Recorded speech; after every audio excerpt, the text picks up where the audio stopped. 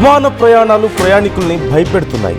Air India విమానంలో ఒక technical ఇష్యూతో Delhi నుంచి శాన్ ఫ్రాన్సిస్కో వెళ్తున్నటువంటి బోయింగ్ 777-300ER విమానంలో ఒక్కసారిగా సమస్య తలెత్తడంతో తిరిగి 8 గంటల పాటు అప్పటికే ప్రయాణించిన విమానం తిరిగి ఢిల్లీకి వచ్చినట్లుగా తెలుస్తోంది. చైనా గగనతలంలో ఉండగా సాంకేతిక సమస్యను గుర్తించింది టీం. ఫ్లైట్లో దాదాపుగా 230 మంది ప్రయాణికులు ఉన్నారు.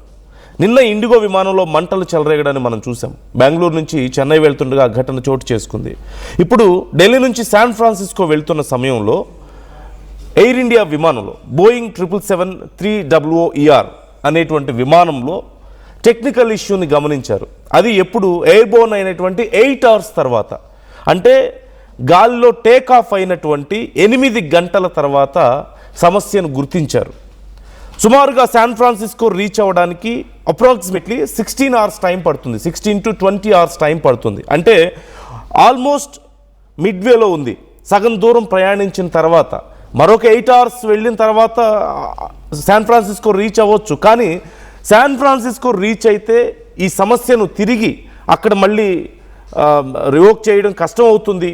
ఈ సమస్యను మళ్ళీ సాల్వ్ చేసుకొని టెక్నికల్ ఇష్యూని క్లియర్ చేసుకొని మళ్ళీ రావడం కష్టం అవుతుంది. అక్కడికి వెళ్తే అసలు సమస్యను క్లియర్ చేసుకోవడం పాసిబిలిటీ లేదు అని గమనించి మళ్ళీ 8 అవర్స్ బ్యాక్ వచ్చారు. సో ఈ నేపథ్యంలో ఇక్కడికి వచ్చేలోపు ఇప్పటికే ఎయిర్ ఇండియా దీనికి సంబంధించి క్షమాపణలు చెప్పింది ప్రయాణికులకి. వాళ్ళకి ఆల్టర్నేటివ్ ఏర్పాట్లు కూడా మేము చేస్తున్నామని ఇప్పటికే ఒక ప్రకటన చేసింది. వచ్చిన తర్వాత వాళ్ళు ఫ్రెష్ అవ్వడానికి మళ్ళీ ఆల్టర్నేటివ్ వేస్లో వాళ్ళకి జర్నీ ఏర్పాటు చేస్తున్నాం మేమని చెప్పి క్షమాపణ చెప్తూ ఇవన్నీ ఏర్పాట్లు చేసినప్పటికీ కూడా ప్రయాణికులు తీవ్ర ఆందోళన వ్యక్తం చేశారు. అప్పటికప్పుడు అంటే ఎన్నో ప్లాన్స్ ఉండొచ్చు, చాలా ఇంపార్టెంట్ మీటింగ్స్ ఉండొచ్చు, ఇంకేమైనా ఎమర్జెన్సీస్ ఉండొచ్చు, మెడికల్ ఎమర్జెన్సీస్ ఉండొచ్చు, ఇంకేమైనా కార్యక్రమాలకు అటెండ్ అయ్యే వాళ్ళు ఉంటారు. And this is not first time. 2 days back జరిగినటువంటి ఇన్సిడెంట్ మనం చూసాం. ఒక్కసారిగా విమానంలో మంటలు చెలరేగడాన్ని చూసాం. ఇలా ఫ్రీక్వెంట్గా ఏదో ఒక ఘటన జరుగుతూ ఉండడం విమాన ప్రయాణికుల్ని భయాందోళనకు గురి చేస్తుంది. But there is no alternative. తప్పనిసరి పరిస్థితుల్లో విమానాలు ఎక్కుతున్న వాళ్ళు ఇక ప్రాణాలు గుప్పెట్లో పెట్టుకొని ప్రయాణించాల్సిన పరిస్థితి. చాలా ఫ్రీక్వెంట్గా ఈ ప్రమాదాలు ఎందుకు జరుగుతున్నాయి? అండ్ అఫ్కోర్స్ ఇప్పుడు ఎలాంటి నష్టం జరగకపోయినప్పటికీ కూడా 8 గంటలు ప్రయాణించిన తర్వాత you can see the tracking, radar tracking నేను మీకు చూపించే ప్రయత్నం చేస్తున్నాను on right side of screen. Delhi నుంచి బయలుదేరిన తర్వాత శాన్ ఫ్రాన్సిస్కో వెళ్తున్నటువంటి విమానం అదిగో you can see 2 routes there.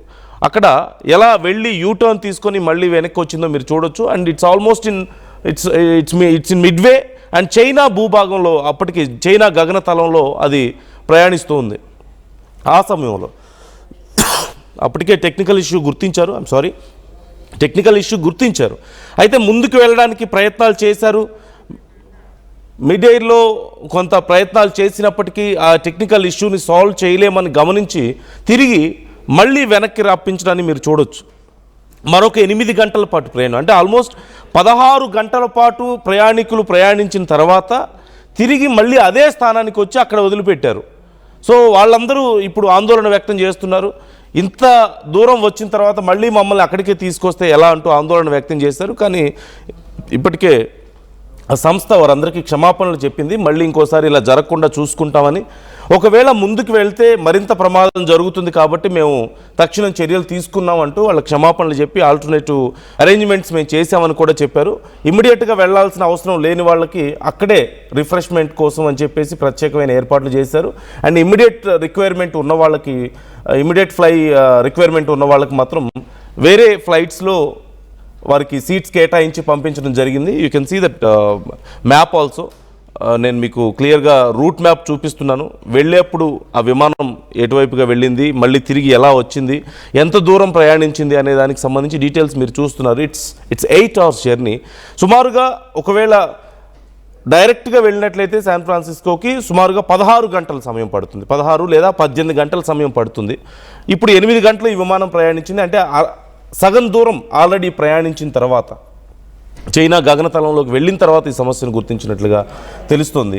But రీసెంట్గా జరిగినటువంటి ఎన్నో ఇన్సిడెంట్స్ ఇలాంటి ప్రమాదపు అంచుల వరకు వెళ్ళొచ్చినవి కొన్నైతే ప్రమాదాలు జరిగి ప్రాణాలు కోల్పోవడమో లేదంటే తీవ్రంగా నష్టం జరిగినటువంటి సందర్భాలు మనం చూసాం. బెంగళూరులో జరిగినటువంటి ఘటన మనం చూసాం. ఎయిర్పోర్ట్లో ఇండిగో విమానంలో పొగలు మంటలు వ్యాపించడాన్ని మనం చూసాం. అలాగే ఇదే మేలో మొన్న రీసెంట్గా జరిగినటువంటి, అదిగో మీకు స్క్రీన్లో కనిపిస్తుంది. We can go through some more references, but before that మీరు ఒకసారి అక్కడ చూడొచ్చు. 8 గంటల ప్రయాణం తర్వాత రెగ్యులర్గా బయటికి రాకుండా ఆ ప్రయాణం అక్కడ సమస్య తలెత్తిన నేపథ్యంలో వారందరినీ కూడా ఎమర్జెన్సీ ఎగ్జిట్ ద్వారా బయటికి పంపించడానికి మీరు చూస్తున్నారు.